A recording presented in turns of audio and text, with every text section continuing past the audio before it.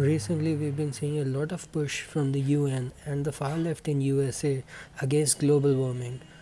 They have this Green New Deal that is being used by socialists to take over and destroy the economy. The thing is, like all other socialist policies, this is simply about government takeover and has nothing to do with climate change. That's because climate change in itself is an exaggerated concept. First, let us look at this video, where climatology has been debunked by this Nobel Prize winner. You can watch the full video using the link in the description.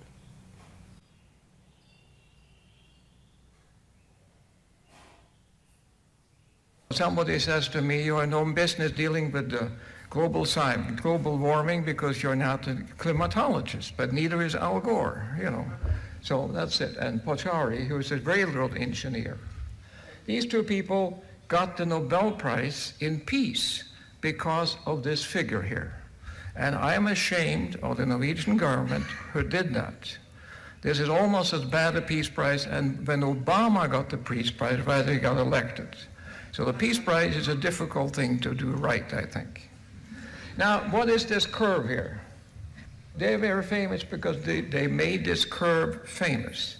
And this is the average temperature of the Earth starting from 1860 to roughly 2000. And the temperature change has gone up from minus 0.4 degrees to plus 4 degrees. 0.8 degrees is what we're discussing in global warming. 0.8 degrees. If you ask people in general what it is, they think it's 4 or 5 degrees. They don't know it's so little. It's not even fever. Now, the curve is average over space and time for the whole Earth for the whole year. Now, I'm dealing with temperature. Normally, in my normal life, I grow cells in tissue culture. And we have to keep the temperature at 37 degrees. And that's very difficult.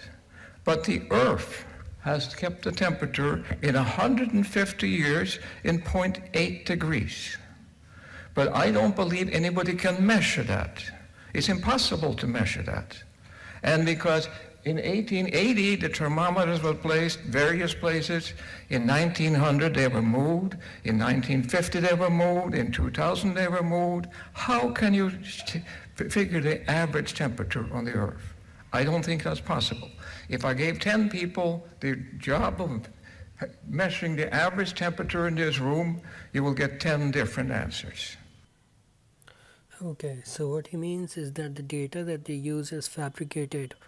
For convenience, let's assume that we had 3 thermometers for measuring the average temperatures. If we put all the 3 thermometers in Antarctica, what would we get as the average temperature? Let's say that the individual readings were -2, 0 and 2 degrees Celsius.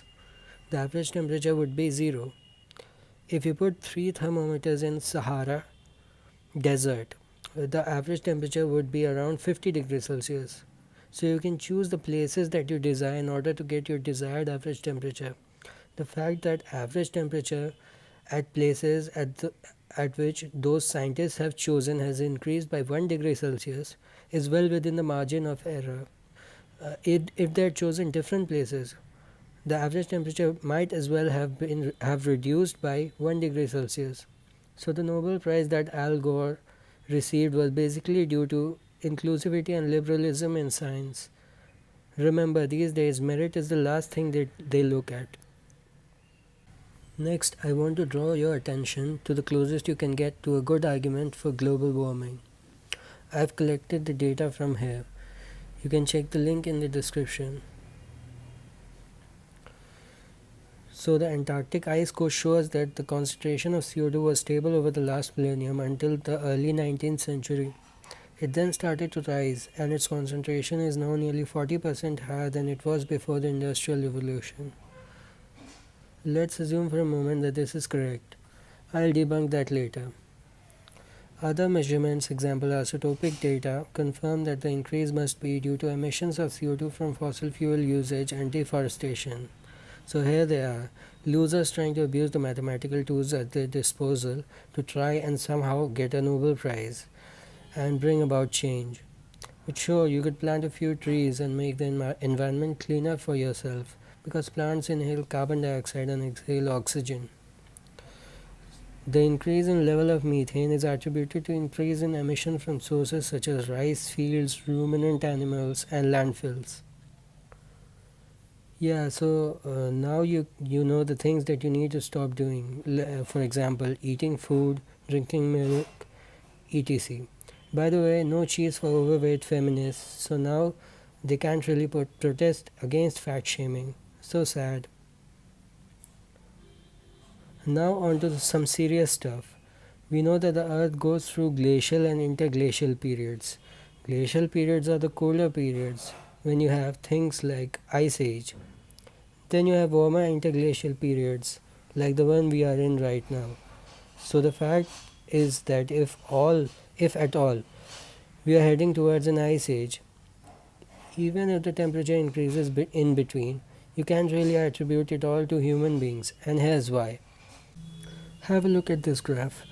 You see that historically the increase in carbon dioxide almost coincides with the rise in temperature. But there's a catch. You can clearly see that the levels of carbon dioxide have started increasing after the temperature had already risen. If at all carbon dioxide was responsible for the rise in temperature, it would have increased before or along with the rise in temperature. Turns out that it has historically taken around 800 years before carbon dioxide started increasing, even after the rise in temperature was already witnessed. So now coming to the debunking part.